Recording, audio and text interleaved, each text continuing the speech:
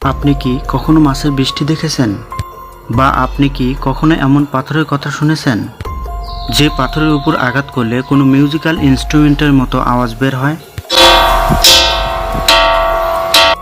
অথবা আপনি কি কখনো এমন হ্রদের কথা শুনেছেন যেটির উপর দিয়ে উড়ে যাওয়া পাখিরা মুহূর্তেই পাথরে পরিণত হয়? এছাড়াও আপনারা কি কখনো এমন গাছ দেখেছেন যেটির ভিতর থেকে দিনরাত 24 ঘন্টা জল বেরোতেই থাকে? আজকের ভিডিওতে আপনারা এমনই কিছু অদ্ভুত ও রহস্যময় ঘটনা সম্পর্কে জানতে চলেছেন, যা জেনে আপনারা অবাক হয়ে যাবেন। তাহলে চলুন আর দেরি না করে আজকের এই ইন্টারেস্টিং ভিডিওটা শুরু করি। Norwegian dead হেয়ারিংস।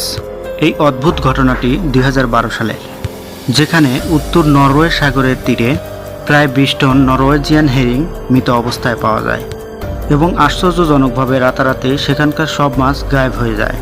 এখন এত বড় একটা দুর্ঘটনা কেন এবং কিভাবে ঘটল সে বিষয়ে আজ পর্যন্ত কোনো তথ্য পাওয়া যায়নি। অনেক বিজ্ঞানী তাদের অভিজ্ঞতার ভিত্তিতে এই ঘটনাটি সম্পর্কে বলেছিলেন, কিন্তু কেউ এই ঘটনাটিকে সঠিকভাবে ব্যাখ্যা করতে পারেননি যে কিভাবে এই 20 টনেরও বেশি মাছ তীরে এসে মারা গেল এবং রাতারাতি সমস্ত মাছ সেখান থেকে গায়েব হয়ে গেল। কিছু এক্সপার্টদের মতে প্রবল ঝড়ে হয়তোবা মাছগুলো তীরে এসেছিল, আবার কারো কারো মতে বড় মাছগুলো হয়তোবা এই মাছগুলোকে তাড়া করেছিল, যার কারণে এই মাছগুলো তীরে এসে মারা গিয়েছিল। অন্যদিকে আবার কিছু বিজ্ঞানী দাবি করেছেন যে এটা কোনো রোগের কারণেও ঘটতে পারে, তবে আজ পর্যন্ত কেউ এর সঠিক ব্যাখ্যা দিতে পারেনি। Ringing rocks.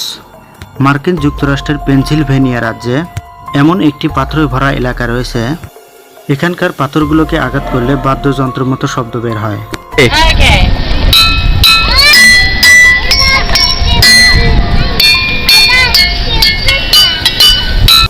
আর এখানকার প্রত্যেকটি পাথরের নিজস্ব একটি আলাদা শব্দ রয়েছে।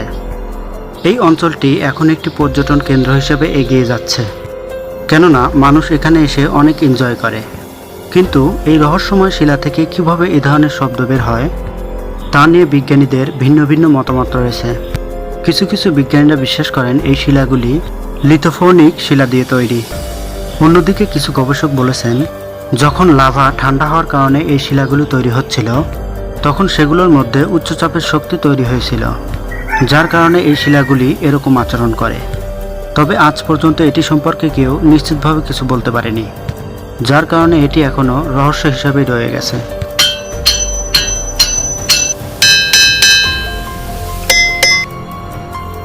Sanae Timpishka river.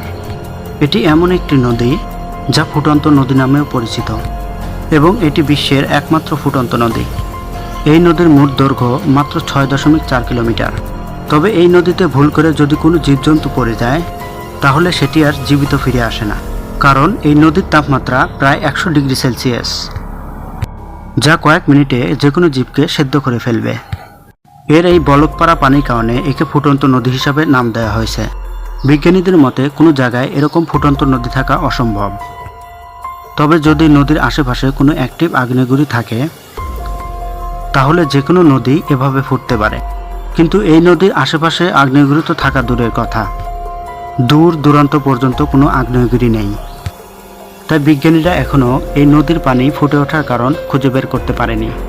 কেউ যদি 1 সেকেন্ডের জন্য এই নদীতে কারো হাত বা পা রাখে তাহলে তার হাত পা সম্পূর্ণ পুড়ে যাবে। Lake Natron. পূর্ব আফ্রিকার থানজানিয়ায় এমন একটি হ্রদ রয়েছে যেটির উপর দিয়ে উড়ে যাওয়া পাখিরা মুহূর্তের মধ্যেই পাথরে পরিণত হয়। শুনে হয়তো আপনার বিশ্বাস নাও হতে পারে, কিন্তু লেক নেট্রনে ঠিক এমনটাই ঘটে। অনেকেই এই হ্রদের উপর দিয়ে যাওয়ার সময় ছোট বড় অনেক পাখিরই স্ট্যাচু দেখেছে। আজ পর্যন্ত যত পাখি এই হ্রদের উপর দিয়ে যাওয়ার চেষ্টা করেছে তারা সবাই পাথরে পরিণত হয়েছে। বিজ্ঞানীরা এখনও এটি খুঁজে বের করতে পারেনি কিভাবে এই হ্রদের উপর দিয়ে উড়ে যাওয়া পাখিরা হ্রদে পড়া মাত্রই পাথর হয়ে যায়।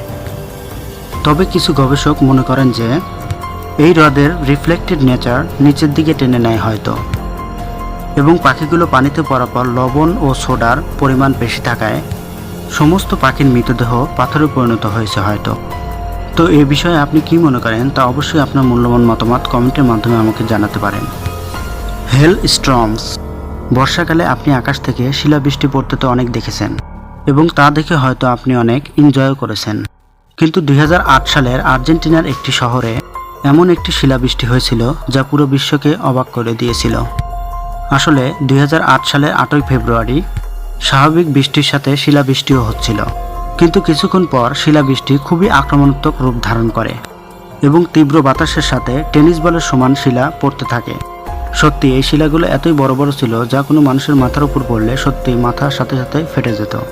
এই শিলাবৃষ্টির কারণে মানুষ ব্যাপক ক্ষতির সম্মুখীন হয়। তো বন্ধুরা, আজকে এই পর্যন্তই।